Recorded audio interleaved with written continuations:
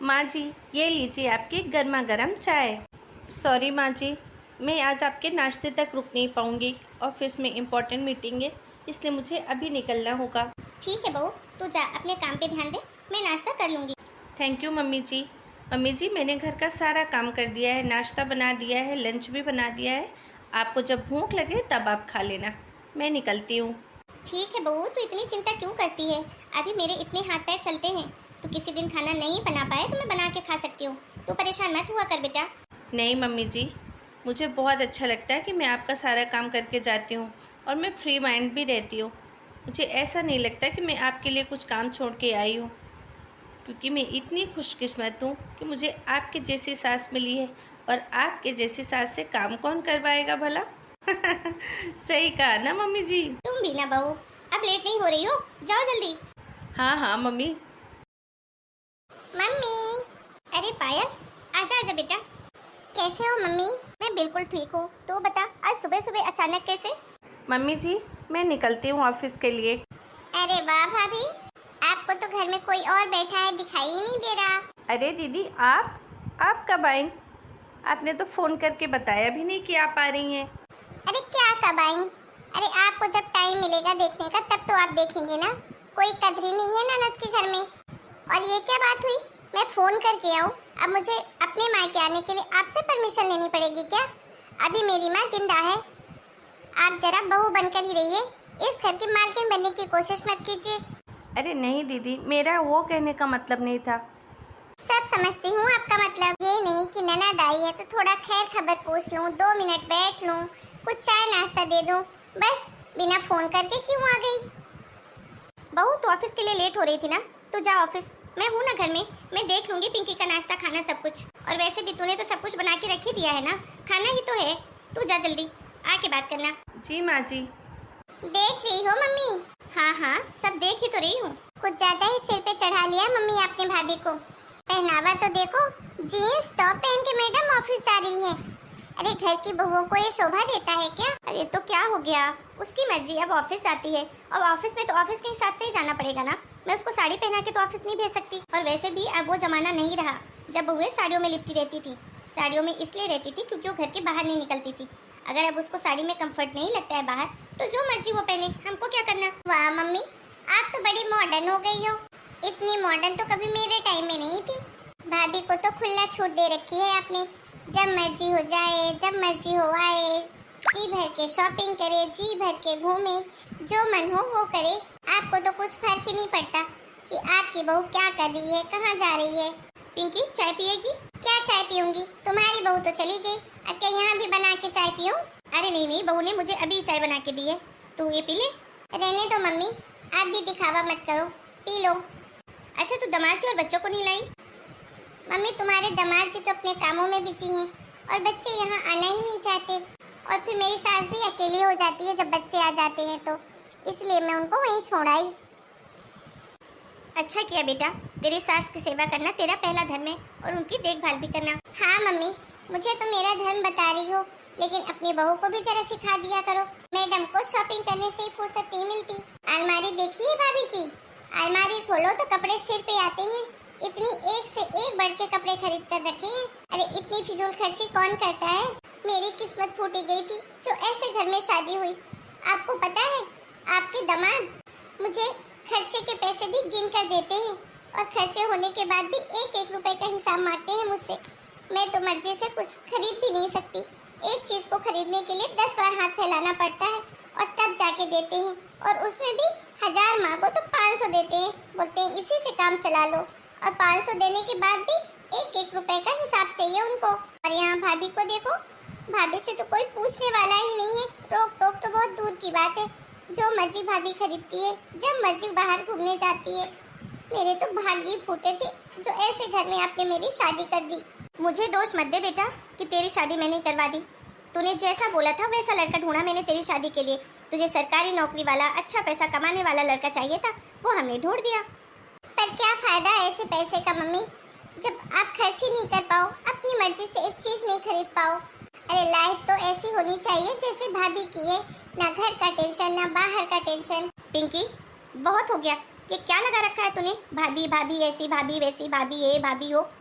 तू भूल मत कि तेरी इस हालत की जिम्मेदार तू खुद है, कोई और नहीं।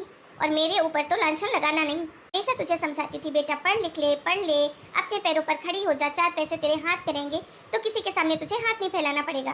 तो क्या कहती थी तू? नहीं नहीं मम्मी, मुझे पढ़ने लिखने की कोई जरूरत नहीं है, मैं तो इतनी सुंदर हूँ कि मुझे कोई भी अच्छा पैसे वाला लड़का शादी कर लेगा और मेरे नखरे भी उठाएगा, मेरे खर्चे भी उठाएगा। अब क्या हुआ? अब तो कर दी ना मैंने तेरी शादी तेरे पसंद के अमीर लड़के से। बेअकल कहीं की, ना कभी पढ़ने लिखने पे ध्यान दिया। और मैं बहुत खूबसूरत हूँ, खुद को देखा है कभी आईने में? कैसी मोटी भैंस होती जा रही है। मम्मी आप मुझे ऐसा बोल रहे हो? तो क्या करूँ ऐसा नहीं बोलूँ तो? बेटा देख, तुझे एक बात मैं अच्छे से समझा देती हूँ। पतियों को बीवियाँ तभी तक अच्छी लगती है जब तक वो अपने आप को मेंटेन करके रखती हैं। तेरे जैसे नहीं जो फूलती जा रही है। माना कि तेरे 2-2 बच्चे हो गए हैं, पर ये पतियों को समझ में नहीं आता है। उनको इस बात से कोई लेना देना नहीं कि अब तू माँ बन चुकी है, तेरा शरीर बिगड़ गया है। उनको तो हर हाल में उनकी बीवी पहले जैसी ही चाहिए होती है। तो जरा खुद पर भी ध्यान दे, तो पति हो सकता है तुझे खर्चा देने लग जाए। समझ रही है मैं क्या कहना चाह रही हूँ? हाँ मम्मी। और रही बात तेरी भाभी के घूमने फिरने शॉपिंग की, तो वो अपने पैसे से शॉपिंग करती है, मैं नहीं देती उसको कोई शॉपिंग करने के पैसे। खुद कमाती है, खुद खर्च करती है, और तो और हम लोगों की ज़रूरत का सामान भी वही ला कर देती है और तेरा भी ध्यान रखती है। पर बेटा ऐसा तो नहीं हो सकता ना कि जो चीज़ वो अपने लिए खरीदे वही चीज़ वो तेरे लिए भी खरीदे। जितना करना चाहिए एक भाभी को अपनी ननद के लिए, उससे कहीं ज़्यादा तेरी भाभी करती है तेरे लिए। अपनी इस हालत की जिम्मेदार तू खुद ही है। देख पिंकी, मैं तुझे अब भी कहती हूँ, अभी भी बहुत देर नहीं हुई है, तू अपनी पढ़ाई कंप्लीट कर ले और कहीं पे नौकरी कर ले। और वैसे भी तेरे बच्चे अब बड़े हो गए हैं, उनको संभालने का भी तुझे चिंता नहीं है।